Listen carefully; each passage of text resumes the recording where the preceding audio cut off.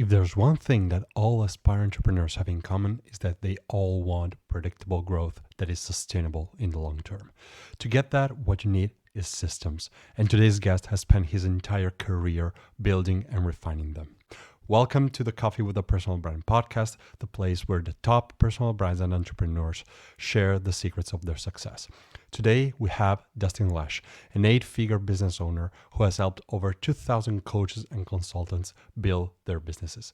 He is known as the systems guy. In fact, today, he'll share with you the truth about goal setting that no one talks about, his simple 5-4-5 method that allows you to achieve any goal in life, his predictions about online business in 2026 and beyond, the hidden risks of payment plans that no one seems to see, and so much more. Enjoy the show. Hey, Dustin, welcome to the show. Yeah, thanks for having me.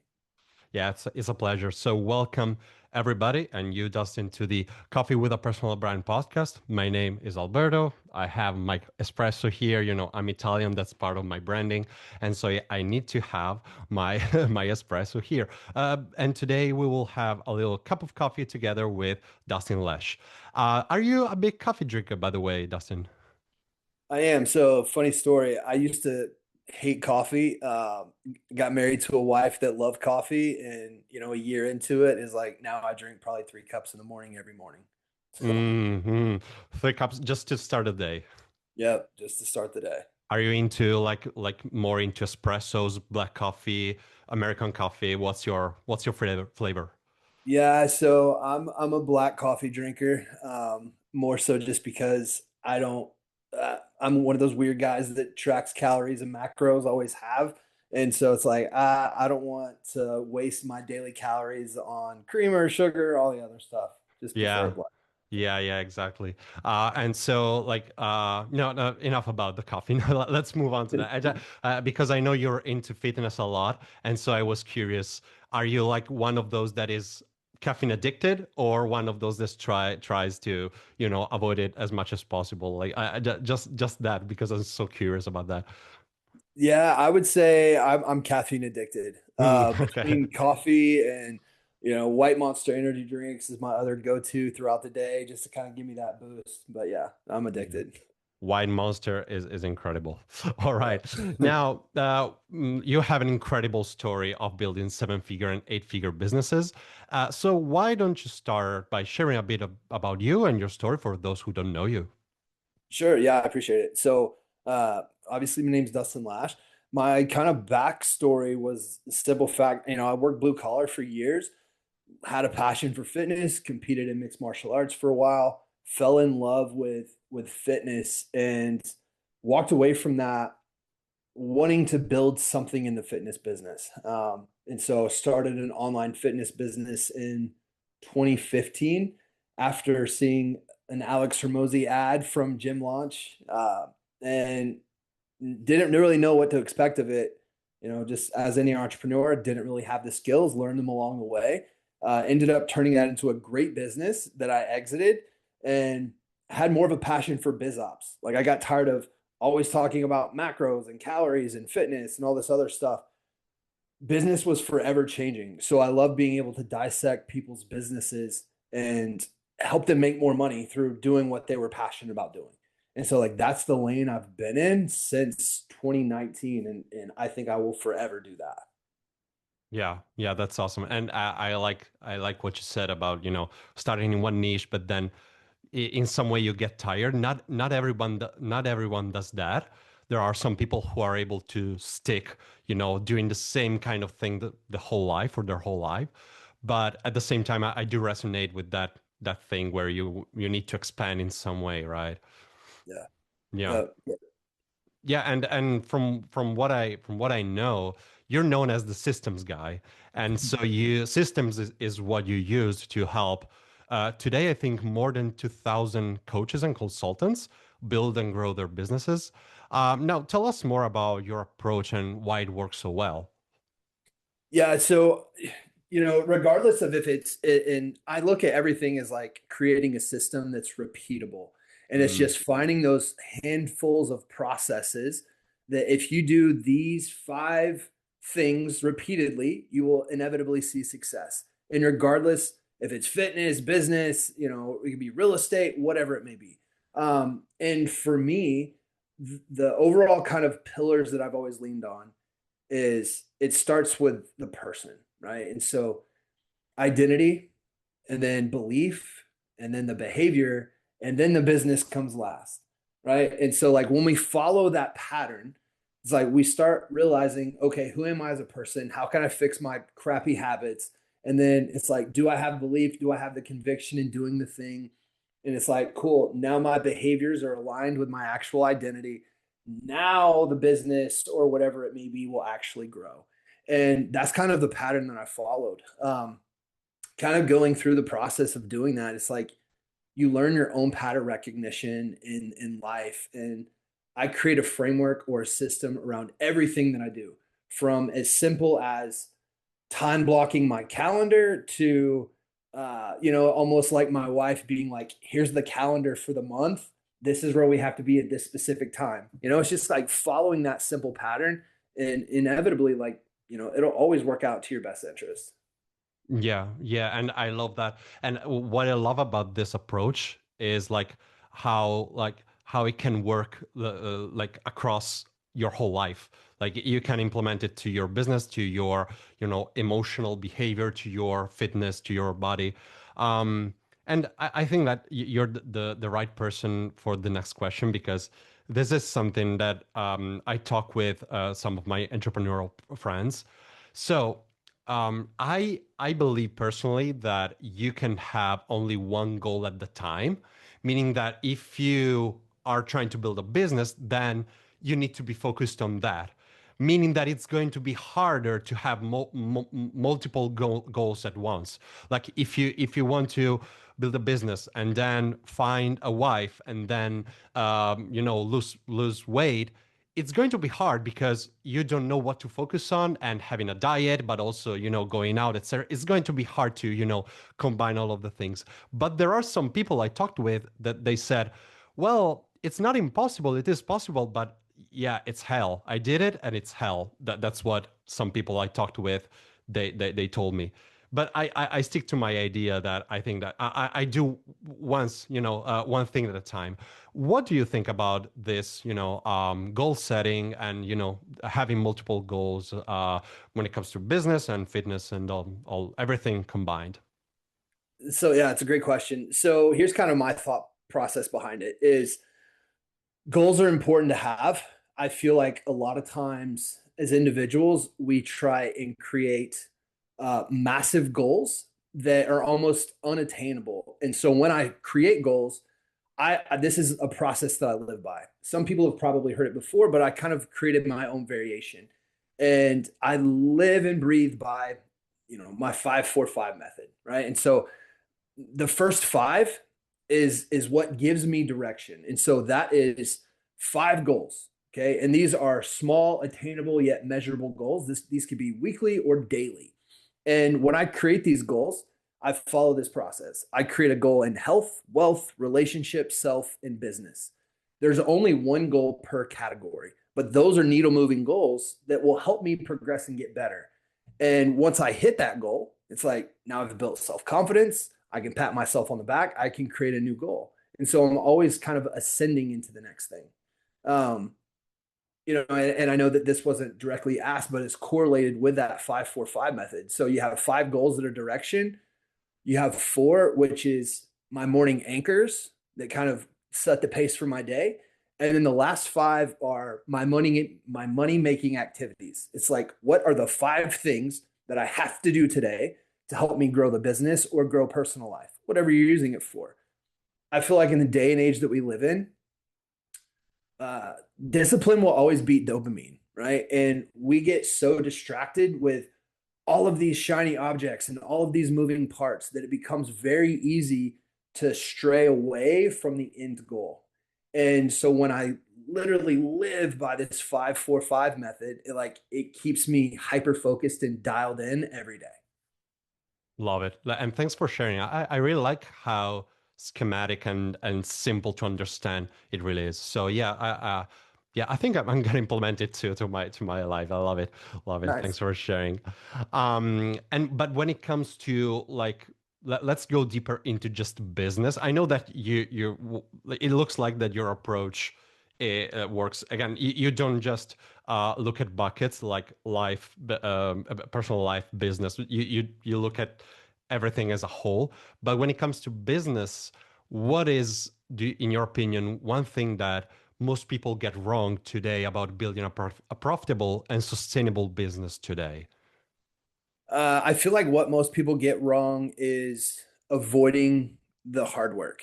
And what I Mm, mean by that is there are so many courses and so many people talking about quick money and all of this stuff.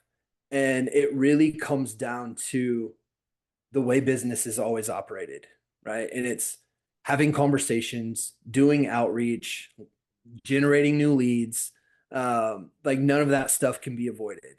And when I first started, in 2015, it was like I set a mental goal. And it's like, I know that if I send 100 messages to people, probably 30 of those people are going to respond. I'll book maybe 7 calls from that and I'll close 2 to 3 deals. So it's like, if I do this on repeat, like that's the thing that's going to drive the needle or that moves the needle. And I feel like a lot of times people try and stray away from that because it's uncomfortable. They don't want to start conversations. But that's like the ultimate needle mover. Like you have to do the hard stuff. Like there's no getting around it. Just like content. No one likes to create content. It is a main traffic source of free advertisement. All you got to do is hold your phone up and do it. Yes, it's uncomfortable in the beginning. Yes, you're going to suck at it in the beginning. But after 100, 200 reps, you're going to get better. It's inevitable. So it's like just do the hard thing and you'll grow. yeah. And I think that one of the reasons why that happened, and this resonates a lot with me, but at the same time, I think this happens because every time there is something uncomfortable, like you said, there is an offer on the market that in the copy promises to have X result without that uncomfortable, like get clients without cold DMs or without talking to people, like you said, or generating leads without doing content because that's uncomfortable, and I'm introvert and I don't want to do that. And so it makes money to create those promises, but at the same time, culturally, it creates the feeling that you can have success without the hard work, but it's not. Like as soon as you buy those funnels, as you buy into those funnels, you realize that yes, maybe you can get some results without hard work, but then if you want to really you know generate like real results and also sustainable in time, you need to do the hard work. Like there's no way around it, right? Yeah. Yeah. And the thing is that doing that thing creates skills that are unseen. And you're going to need that skill eventually, whether you know it or not right now. And so for me, the hard part was like, I hated reaching out to people because I felt like I was bothering them. And what I realized later was that me having those conversations made me better at having conversations. It helped me create a better offer because I actually knew what that individual was struggling with and what it was that they were trying to achieve. So it helped me get better at sales because now I could walk them through their pain point and desired outcome. You know what I mean? So it's just like doing the hard thing creates skills that you're gonna have to have regardless. So Yeah, yeah. But that's something that I'm a copywriter, for instance. That's something that we don't love because that's not a good thing, but like it's not a good promise. We yeah, love the effortless promises, and so, yeah, but that's just a joke. I totally agree with with what you're saying, and but it's a hard it's a hard situation. Like, if you like I see with some of my clients, I saw that in some cases you need that kind of effortless promise to get people into your world. And then, later on, when they realize that they actually need to do the hard work, but at least they're in your world and you can help them with that. and right. and so there is a kind of path, and at the same time, when you go and when you go to people who are unfamiliar with like let's say real estate, and they want to do real estate but they're unfamiliar with that, and if you tell them, well, it's going to be hard work, most of them are not going to have that strength to have a like take that leap of faith and just go ahead. They're gonna be fearful and just be too scared to take the chance. And so there is some good and bad about all of this, and I think it's so layered, and so it's a grayscale. But in general, I love your kind of perspective. I just think it's very hard, when it comes to It, personal development. it is. Yeah. And if you look at it, it's all marketing. Yeah. And even though it's all a similar offer, it's packaged different. If you look back at I don't know, like Alex Hormozy's $100 million offers, for example, it's the same framework that people still use today and have, for a long time. It's like, I help XYZ person solve or reach whatever their desired outcome is in blank amount of time without doing the thing that they absolutely don't want to do. And so typically that's in business world, sending cold DMs, having to do cold outreach. Some people will say running ads because they don't understand it. Some people will say without creating content, right? It's we're inserting the pain point that people are trying to avoid. Yeah, without fill in the blank. That's Yeah, that's exactly. that's the template. Now, something I mentioned in all the episodes of this podcast is that this is not going to be the usual podcast episode with just questions and answers. So I like to frame our conversation into a little set of games, and the first one is called flash branding. So basically, Dustin, I'm going to give you some fill in the blanks sentences, and you'll have to answer as fast as possible, real quick, with the first thing and most natural answer that you have. Don't think about it, right? So I think that the beauty of this game is that it will give people the chance to know you better and and you'll be able to show your approach to things in a fun way. So you're up for it? Absolutely. All right. So let's start with the first one. My favorite content creator is. Alex Mosey. The best advice I ever received was. Don't avoid the hard work. Nice one. Success to me looks like. Freedom and more time with my family while still having successful income. Love it. When I'm sad, the first thing I want to do is. Talk to my wife. Nice. When I'm struggling and I need help, I want to talk with.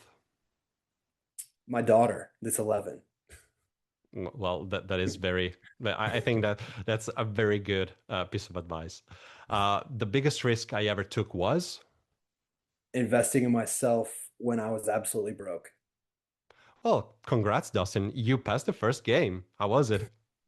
It was good. I like it. It was a little bit of a brain tease. Yeah. Yeah, it is. And what I really like is that most of the time, like the deepest answers come from this game, because again, you just try to think about the stuff, and like I said, it's a brain tease, and you really need to think quick. And I loved your answers, really really deep. Awesome. Now, for the next question, I found a cool video on your Instagram where you were explaining your opinion about payment plans. And I found it very interesting. Do you remember that short video that you created? I do. Yep. Okay, okay. Can you explain that concept? I'm very curious. I know what you said, but I want you to go a bit deeper if you want. Sure. So I can't remember what I said verbatim because it's been a little bit, You but don't have to. when it comes to payment plans, I think it's a catch 22. Very dependent on your offer. But in reality, when we give someone the option for a payment plan, we're trying to get them to basically make themselves buy into how bad they want the thing every time a payment is due. So, for example, someone comes in to buy your program or whatever it is that you do. They make one payment, one decision, and they're fully invested and committed to the outcome. Versus if we split that same decision up into however many payments your payment plan is. Now they're having to reconvince themselves every month that that's the thing they want to do and they're willing to do the work and make the decision again. So it's much easier across the many, many years, 10, 15 years now that I've been doing this stuff. My best clients are always the ones that come in and just make the investment and pay in full. The worst clients are always the ones that want a payment plan. Now, I'm not saying that their income level or anything like that plays into correlation between the two. All I'm saying is that the ones that make the quick decision, they're completely invested. I'll give you an analogy that I typically use. When I was in fitness, for example, I would always use Beachbody. I don't have anything against Beachbody, but I'm just using this as an example. So when someone goes and buys a Beachbody program, they spend, I don't know, 50, 60, $100 or whatever the program costs. That program is created for individuals that weigh 260 pounds and 140 pounds. And they make the decision to buy the program. They start doing it. It is a crazy restrictive meal plan. They're doing high intensity training exercises. And typically the guy that's 260 pounds is like, this isn't for me. This is way too hard. And he just quits because he only had $50 to $100 invested.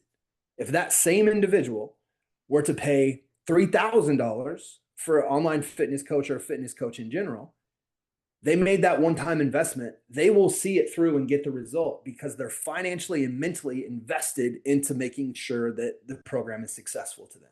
So night and day difference. That's why I hate low ticket. That's why I hate payment plans. Yeah, Marley Jacks likes to say, when you pay attention, Exactly. right? Yeah, and what I again when I saw that video about payment plans, like, dude, I was shocked, meaning that I like what you're saying really makes sense. Actually, it does make sense, and it also makes sense because you're trying to say no to the short-term money, but you're saying yes to the long-term money. Because yes, with payment plans and all that kind of like tricks, you can lower the barrier for like the first the first payment, but at the same time you're getting quote unquote lower quality people, not in terms like of people, but of the students they're going to be, the customers they're going to be, and how invested, like you mentioned, they're going to be. And I love that. And yeah, I think that it would be interesting to track this kind of metric across multiple businesses in multiple niches to see if like the economics make turn out to be like in your case, because everybody just sees like the amount of transactions, like I said, the short-term money. But it would be interesting to see like the churn and how many people stop paying and how many people don't get results. Love your perspective. Love it. Should it? Yeah. Yeah. And I have actually tracked that across multiple different models, Oh, whether interesting. it's an info product, content creators, real estate coaches, mindset coaches, and time again, people that come and do a PIF or paid in full, like they get the best results. Wait, there is no churn. It's time and time again. Like that model works. Now, I'm not going to get into sales or anything like that, but I'll give people that are listening or people in the audience kind of a trick to this is that like you don't necessarily have to say no to money because I'm the type of person that just loves serving others, right? And so if someone comes in and like they 100% want to do the program, they just physically or financially cannot afford that number. Like I always try and work with them, but you always want as much cash collected on the call as possible. It has to make sense for the business as well as consumer. But it's not that I would never let anyone in because they can't afford it. It's that I want them invested, right? I'm not going to take all their money, but it has to be an investment where they have skin in the game and will actually hold true to their word. Yeah, yeah, makes total sense. But I would say that the bottom line is in your email marketing, in like at the end of the campaign, you don't have to like suggest the payment plan Right. because Exactly. it's Exactly. something customized that you would do to like specific occasions where like people are seem very invested, but they cannot afford it, right? Yep. Yep. Very interesting. I really like this. Now I'm gonna take another video that I saw from like your past content, because back in 2024 you created a short video on YouTube where you gave your predictions about 2024, and now I say let's do the same for 2026, shall we? So, what are your biggest predictions for the next year, 2026, about online coaching, AI, and social media? Yeah. So I don't remember that video, but I'll try and give you my best predictions for what we're getting ready to get into. So I'm not going to say that coaching's dying by any means because it won't. I think we're just kind of getting started with it. I think AI, if you're not learning AI right now, you're going to be very, very behind because AI is the new wave, whether you like it or not. You got to learn it. We are in a time where skepticism is an all-time high. If you look across the board, ad costs are insane. People have paid coaches, paid mentors, done courses, done the programs, all the things, and either been burnt by a coach. So they're skeptical to invest in something new because they didn't see the result the first time. So you have to learn to build trust. And the thing that I think will be the thing in 2026 is natural organic content. Like we've had the wave of short form, highly curated clips and long form VSLs and all of that. I think that real organic content with real human connection is what 2026 will be about. I really do. How I've kind of created my businesses around this is I created something called it's basically like a content flywheel. And what I've seen time and time again, Google did a study years ago, but they said that we were heading into a trust recession. And to take a complete stranger and turn them into a buyer, you need 7 hours of content exposure, 11 touch points, 4 locations.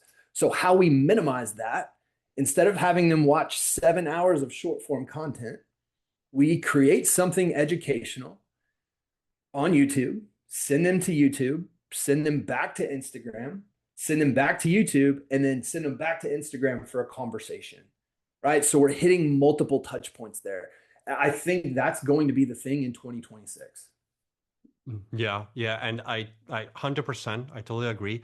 I think for two reasons that come to mind. The first one is I think at the beginning of 2025, Mark Cuban said that the big thing in 2025, 2026 is going to be live events for the Mm-hmm. exact reason that you mentioned.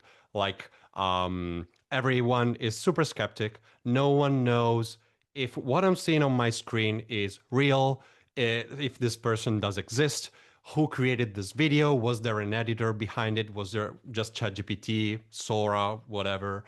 And so that is reason number one. And reason number two, I think I totally agree about the 7 hours thing.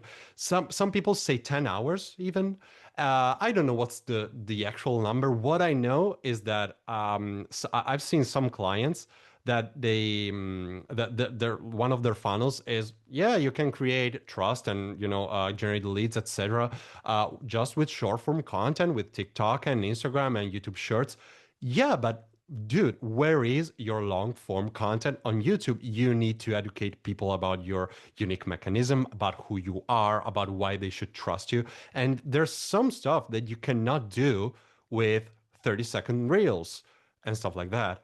Yeah. And if yeah, and maybe when you with short form content, you're able to get them into your world, and at least they know of you. But when it comes to actually spending money and time and pay attention, like we mentioned before, I think long form content is what really changes the game.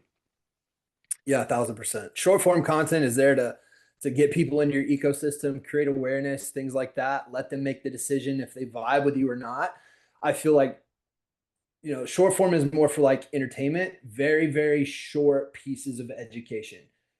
Like YouTube is the thing. Like Yeah. anytime I want to learn something, I go to YouTube. So it's like, why not educate them in a longer manner? It's like enjoy my free stuff. Hopefully, it helps you make money on YouTube. And once it does, maybe you want to have a conversation about coming to the next thing and pay me for guidance, right? And so like that's the thing. Like YouTube is it. Yeah. Yeah, especially today, because in the market, like we are not selling information anymore. We're selling, like we are giving information for free, and then we're selling implementation or like the higher level information or, some more nuanced stuff that you cannot do on your own. At least that's what I've been seeing with the people I work with, because information is everywhere, is already on YouTube, is already on short form content, is already inside AI. And so I think that what you said is especially true for this exact reason. Yep. Now let's move to the second game.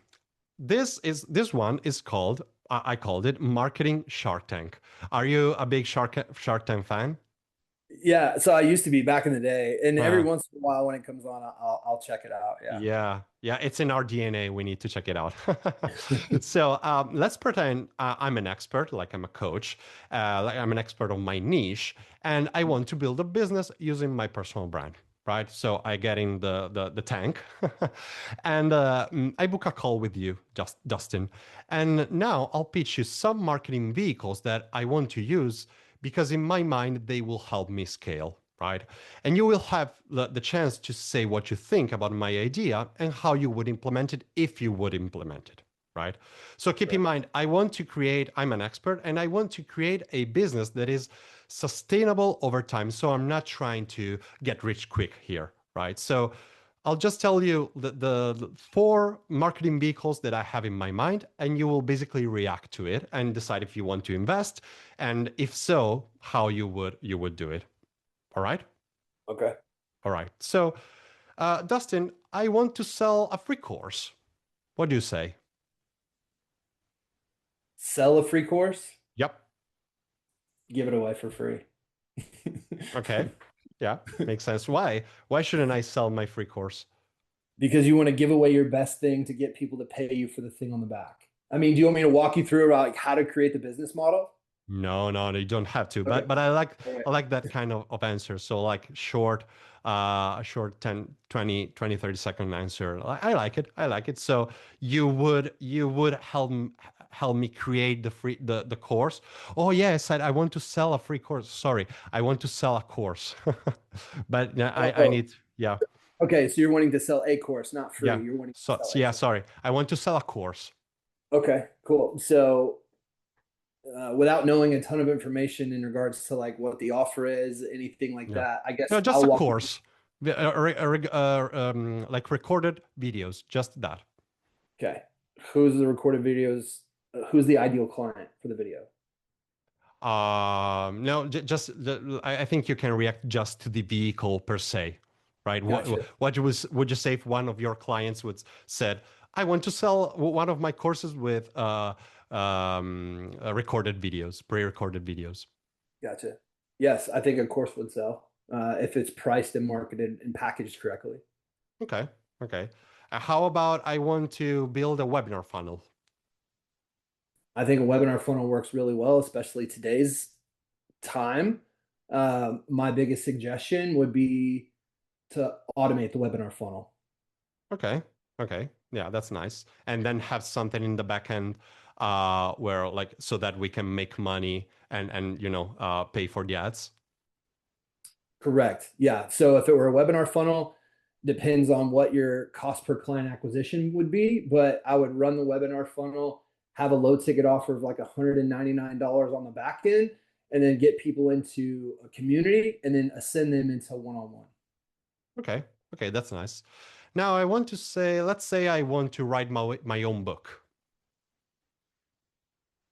What's so I'd have to have a little more context. What's the purpose of the book? Are we using a book as a lead magnet? Are we actually trying to generate money from it because books don't make money?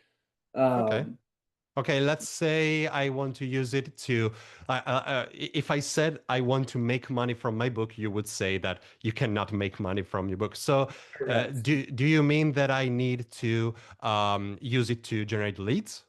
Correct. Yeah. If you were to write a book, the only reason I would do it is for one, personal branding and awareness. Two, for lead generation. So in the back of the book, I would have a URL, somewhere to send them to an opt-in to collect name, number, and email, and then put them on a list. Okay. Okay. Yeah, that's interesting. Let's say I want to start a YouTube channel. Absolutely. YouTube's the best platform out there. It'll surpass any other short form channel. Okay. Okay. Yeah. That you passed the second game too. Yeah. I think we did a little crash course on what works today in terms of marketing vehicles and lead generation, etc. It's very short, but that's what I wanted to do because I think that sometimes some of my clients say, yeah, let's sell a pre-recorded course, and I'm saying that, like, it's not 2018 anymore. and Yeah. so and also like starting a YouTube, I think that it's a very for the reasons that we mentioned before. I think that that's a great idea. And also the book funnels, like they're great, but many people, they just, like, I remember one of my past clients, they spent, I think, 3 or 4 months to write a book, but it was basically like a biography, and they were trying to put it like on bookshelves, on stores, not on like to generate leads. And so I was like, no, I don't think that's the best way to go for personal brands today. And that's what I want, the type of conversation I wanted to create. Yeah. Yeah, for sure. I now have a lot of guys that want to write books or tell me, they're writing books. And it's like, it depends what the ultimate goal is with the book. It's not going to make you money. Now, if you were to write a book to go on other people's podcasts to talk about your book to generate leads, yes, absolutely do it. But Yeah, but I think that that's very important with books, that like the people that are outside our world, they still think that, I need to write a book so that I can make money from that, because that's what like many influencers do, or many authors do in general when it comes to fiction and all that stuff. But when it comes to building a brand, it's a whole different game, because it's your vehicle that allows you to generate leads, etc., etc. So that's very interesting. I think it needs to be said. Now, for the next question, a little bit of confession time. So I want you to list, if you're okay with it, what is one mistake you made in the past, one big goal you have right now, and one thing you would like to change in your business right now. So it's three things: one okay. mistake, one big goal, one thing you would like to change in your business. Okay. So my biggest mistake was waiting too long to do the thing that I wanted to do. I would always procrastinate. If I'd have done it 2 years sooner, I would be way further ahead than I am right now. The other thing would be like a goal, I guess. Does it matter if it's personal or business related? Which kind of goal? No, no, it can be in your business, or it can be. Let's take it to business. So Business. one big goal that you have for Q1 or Q4 or Q1. Okay. Well, my newest venture is that I want to get back into, I don't want to call it fitness coaching, but it's more personal development coaching, and just helping the old version of me, right? So dads that are 35 and older that really just need to realign themselves with their purpose, being purpose driven, and being the best version of them that they can be. So like that's my newest goal, is I want to create and launch that venture by January. Wow. Yeah, that is very interesting. Love it. And And then the third one. Yeah. the last goal would be what was the goal? No, Or the sorry. one, yeah, the third element is one thing that you would like to change in your business right now, like something that if you could like delegate or change with like snap of a finger, you would do it. Yeah, so the one thing that I would like to change about the business is to build it to where it's more community driven and not so heavily leaned on me for the one-on-one side of things. Whether that's bringing some more CSMs or client success managers and delegate that there. Yeah, very interesting. I think that Hormozy did a great video a couple of years back about client success managers, and it's something that when I saw it, I immediately told about it to a few of my clients, because like yeah, we have we when it comes to coaching, we talk about coaching and marketing and copywriting, but client success managers, like I think that's a great and from the onboarding to getting the first results and then scaling up. I think it's a great role and it's super important and so overlooked in my opinion. Yeah. Yeah. All Yeah. right. Depending on overhead, you can never have enough client success managers. Yeah. And for the listeners, the best client success managers I've ever had is people that were the most successful clients in my program. Yeah. Yeah. Yeah, I love it. I love it. So true. Now, let's move to the last game, and then I'll let you go to the rest of your day. So, this is called Time Machine. You can take your time with this one. You don't have to answer quickly like we did with the other games. Let's say you get in a time machine and you meet your younger self in the exact moment you started your first business. You only have 30 seconds to spend with him. And so, my question is, what is one piece of advice you would give to younger Dustin? Okay. So the piece of advice I would give him is stop overthinking dummy and just do the thing. Invest in Bitcoin, research AI, um, and start the business and learn as you go. Stop trying to perfect everything. Dustin Like those are the Lash. main things. Yeah, I love it. Dustin Lash, thank you for joining me today. It's been a pleasure. Where can people find your contact in case they want to know more about you and what you do? Yeah, best place to contact me, go to the real Dustin Lash on Instagram and just shoot me a message. I'm always happy to have a conversation. And if it's business related or just personal life and you want to kick it, like I'm always down. I don't have a setter. It is me, it's not a bot. So don't hesitate to reach out. Awesome. Thank you for your time. It's Yep. been a Thank you. I pleasure. appreciate it. Bye, Thank everyone. Thanks for watching. Bye.